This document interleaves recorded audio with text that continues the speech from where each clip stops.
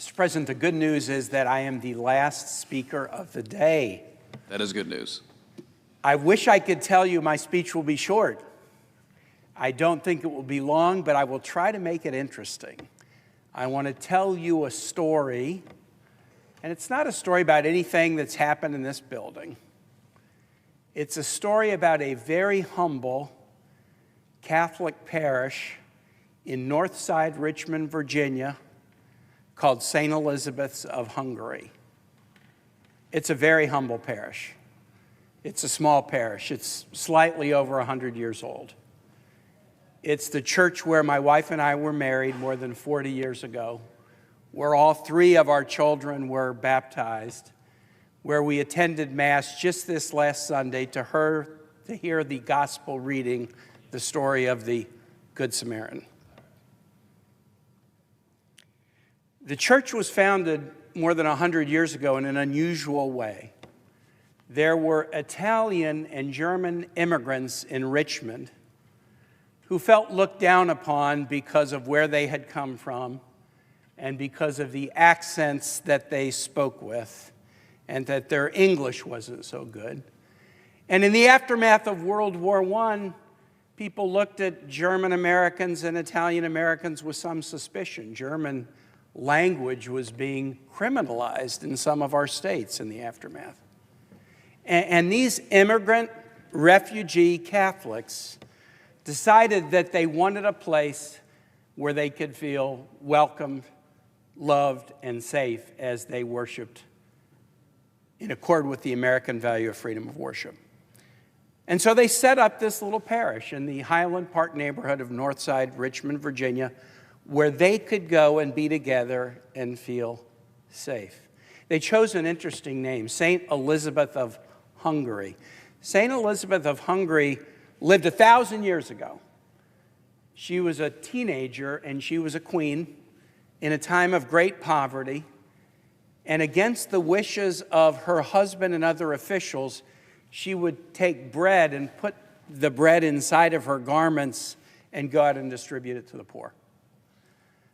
And once she was caught and she was made to open her garment, and when she did open her garment, the bread had turned into roses, and that's the miracle that was attributed to her. She lived only a short time and died, but she was made a saint by the Catholic Church. And these immigrants who started my parish chose that name because they felt like that was what was needed in the world. People who would try to serve others in need. 100 years later, we celebrated the centennial of my church, Mr. President, a couple of years ago, and I was sitting there. I've now been a member of the parish for 40 years, and I was looking around, and I realized times change and they don't. Catholic Relief Services, which is one of the largest agencies in the United States that help settle refugees who are legal immigrants. Refugees are legal immigrants. About 15 years ago, settled a Congolese family into my church who had been in a refugee camp after fleeing violence in the Congo. Catholic, French and Swahili speaking, one Congolese family came to my church. And then over time, Catholic Relief Services decided, well, this family likes St. Elizabeth's and they feel welcomed here. And other families started to come to my church. And so by now, as we were celebrating our centennial and I'm looking around the parish where I go, this small, very humble parish, it is sizably a Congolese refugee population. Legal immigrants to the United States who have been settled through the Catholic Relief Services. And they've come to a place where they feel loved and cared for and safe and welcome. The color of their skin, the accent that they use, the fact that they're unfamiliar with American culture might make them feel not so welcome in other venues, but in my church they feel welcome. And it made me realize as we celebrated that centennial that my church looks real different in some ways than when it was founded 100 years ago, but in other ways it's exactly the same. It's a haven for people who are legal immigrants to the United States but need a place where they can gather with others and feel welcome. Why do I tell that story? How is it connected to the rescission bill that we're going to be voting on tomorrow? President Trump has sent a bill to Congress, and one of the pillars of that bill is to rescind the funding for refugee resettlement programs in the United States, run by churches.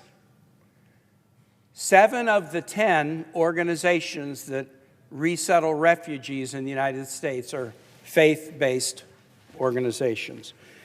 The largest 2 are the U.S. Conference of Catholic Bishops, operating through Catholic Relief Services, and the evangelical organization World Vision. But it's not just them.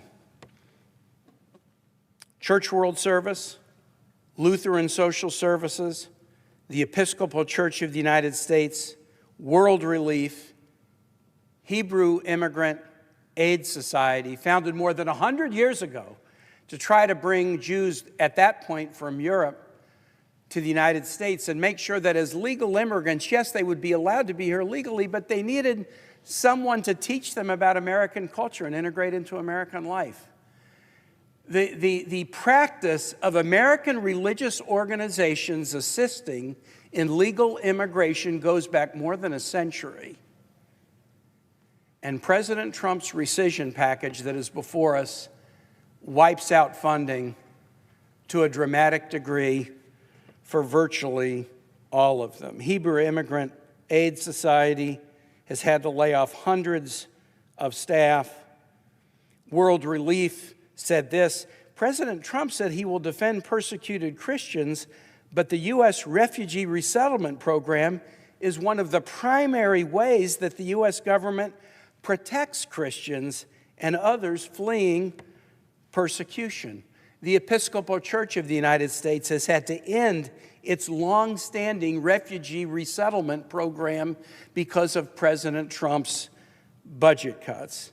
Lutheran Social Services has they've struggled to make payroll. They've had to lay off so many people. They've reduced the services that they're able to provide, especially to Afghan allies who were in the United States because they worked with the United States military in Afghanistan to protect our troops. Catholic Charities has laid off all kinds of staff. The families at my church, they come up to me after Mass on Sunday and they're so frightened about what might happen because many of them have families still in refugee camps who might want to come here as legal refugees, as legal immigrants. I don't know of a president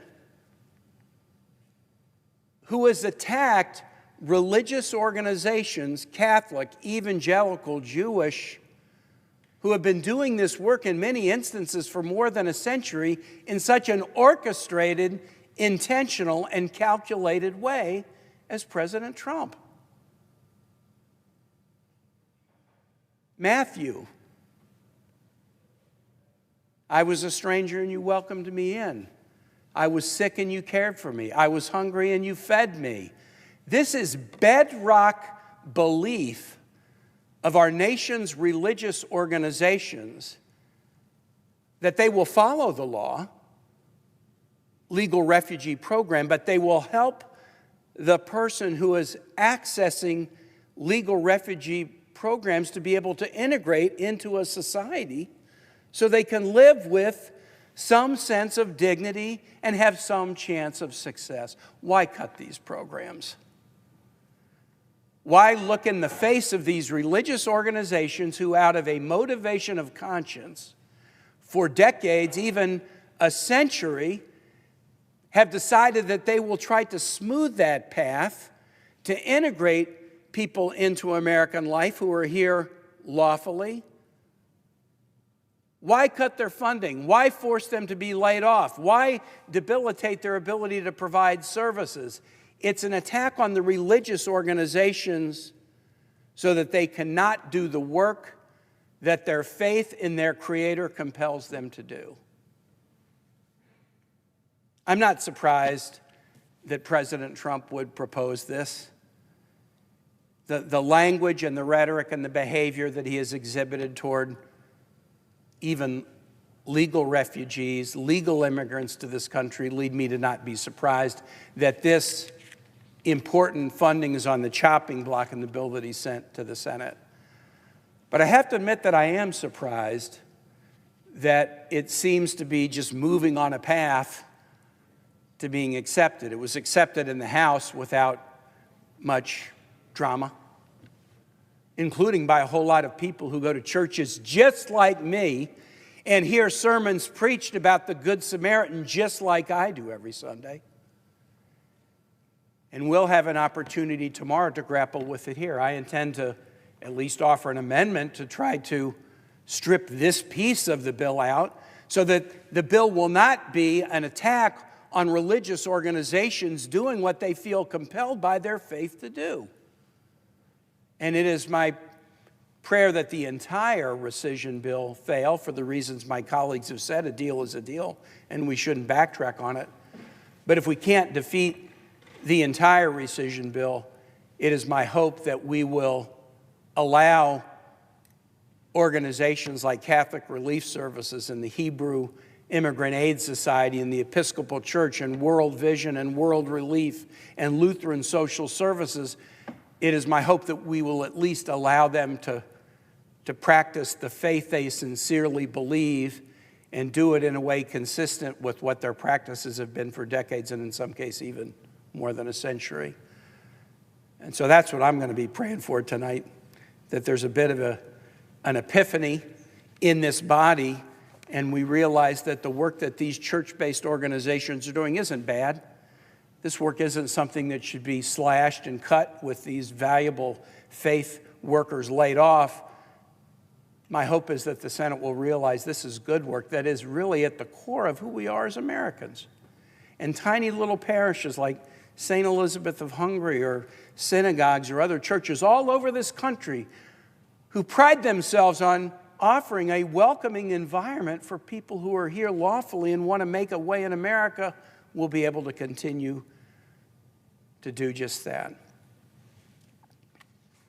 With that, Mr. President, I yield the floor.